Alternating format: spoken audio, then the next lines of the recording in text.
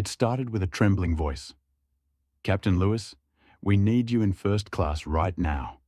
The words cut through the soft murmur of 147 passengers like a blade through silk. People looked up from their phones, frozen halfway through messages and playlists. Something was wrong. Deeply wrong. At the front of the cabin, a tall man in a charcoal suit sat perfectly still in seat 2A. His name, Elijah Carter. He had not moved for 12 minutes. Not when the flight attendant asked for his real ticket. Not when she whispered something to a colleague, loud enough for others to hear. Not even when people began filming. He simply looked out the oval window, watching sunlight scatter across the wing. On his wrist, a silver watch ticked steadily, a quiet metronome in a storm about to break. "Sir, you're holding up this entire flight," said Claire Williams, the lead flight attendant. Her voice trembled despite the professional smile. "The captain's on his way." Elijah turned his head. His eyes were calm, unreadable. "I know," he said softly. Captain Richard Lewis emerged from the cockpit like a thundercloud. 22 years of flying had carved authority into every movement of his shoulders. Behind him, the cabin fell into a hush that was almost reverent. "Claire, report," she pointed, hand shaking. "That passenger refuses to show additional identification. He's acting suspicious." "Suspicious how?" Claire hesitated. "Just look at him, Captain." "He doesn't seem like the type to be in first class," Lewis studied Elijah. Neatly pressed suit, quiet posture. Nothing screamed threat. But something in Claire's tone unsettled him. He turned to Elijah. "Sir, I'm Captain Lewis. Could you please show me your boarding pass?" Elijah handed it over without a word. Aurora Airlines flight, 317, seat 2A, Phoenix to New York. Everything was in perfect order. Lewis frowned. "This looks valid." Claire's whisper was barely audible, but it carried through the cabin. "Captain, does he look like someone who buys a first-class ticket?" Several passengers gasped. Phones rose like a forest of glass and metal. From row 4, a travel vlogger named Emma Brooks started live streaming. "Okay, guys, something's going down on this plane." Within 30 seconds, 10,000 people were watching. Elijah finally spoke. His voice was low, steady, but heavy with restrained fury. "People like me, Miss Williams? Tell me, what exactly does that mean?" Claire's cheeks flushed. "I didn't mean—" "Yes, you did." Captain Lewis cleared his throat. "Sir, please. We just need to confirm your identification for security purposes." Elijah reached into his jacket with slow precision. Every eye followed the movement. He drew out a black leather wallet. Elegant, expensive, understated. Inside glinted a black American Express Centurion card, the kind that required a personal invitation, a $10,000 annual fee, and a fortune to sustain. Lewis hesitated. "That's quite an exclusive card." Elijah nodded. "Yes, Captain, it is. But exclusivity doesn't erase suspicion, does it?" Emma's live stream ticked past 30,000 viewers. Comments poured in like a flood. "That attendant's racist." "This is literally a lawsuit in real time." Hashtag Aurora Airlines is trending. Claire stepped closer. "You could have stolen it. Or maybe you upgraded with points from some shady site." "Claire, that's enough," Captain Lewis snapped. But his own confidence was eroding. Passengers were whispering. Row 1's businessman looked impatient. The woman in 3C openly recorded the scene. The teenager in 4A whispered to her friend, "Oh my God, this is going viral." "Captain," Claire said, "people are complaining. He's making everyone uncomfortable. Uncomfortable. The polite synonym for unwanted."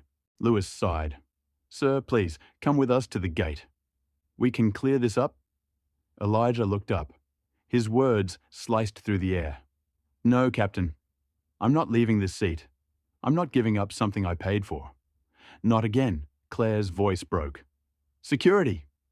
Get him off this plane." Lewis hesitated, then nodded. "Call them?" The radio crackled. "Ground security boarding in 1 minute." Emma's viewer count, 42,000.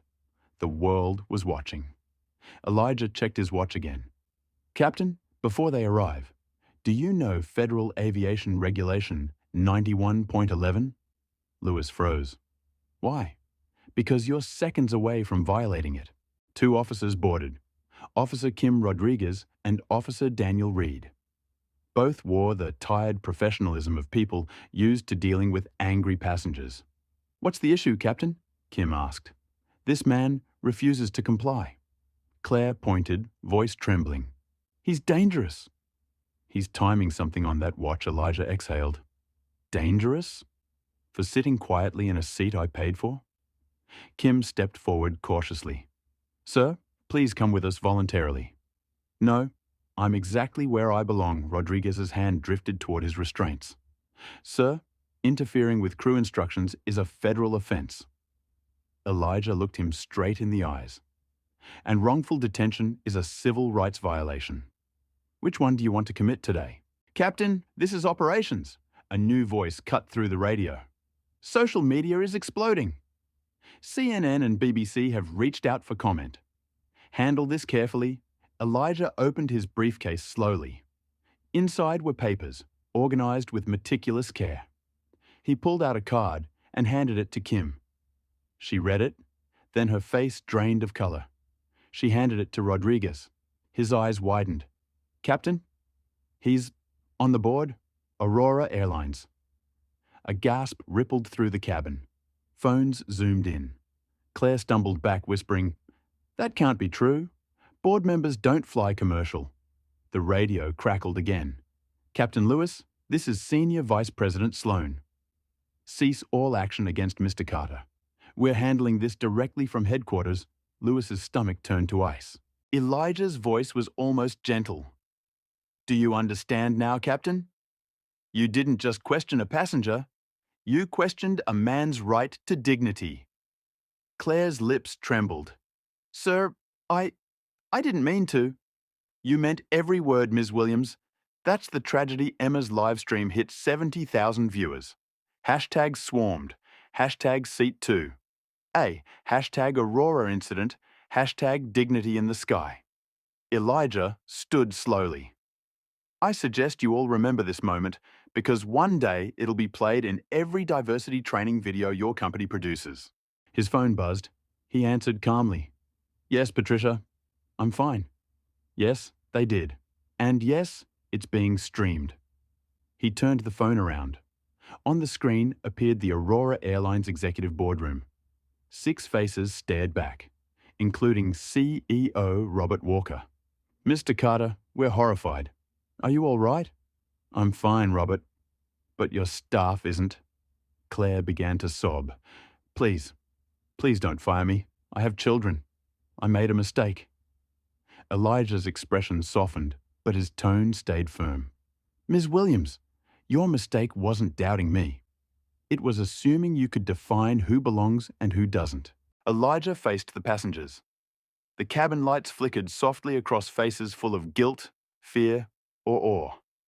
Ladies and gentlemen, you've just seen prejudice at 30,000 feet. It doesn't need weapons or words. It lives in glances, in whispers, in doubts. And it costs lives, jobs, and souls. He lifted his tablet, showing a draft press release. Aurora Airlines announces Global Human Dignity Initiative.